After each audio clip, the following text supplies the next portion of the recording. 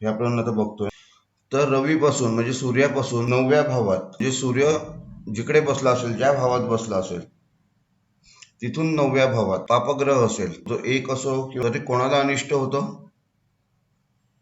तर जातकाच्या वडिलांना अनिष्ट होतो, वडिलांना अशुभ असतो. ठीक आहे. समजा तुमचा रवी इकडे, आता पापग्रह म्हणजे रवी, मंगळ, शनी, केतू, शुक्र हे पण पापग्रह, राहू सुद्धा पापग्रह आहे.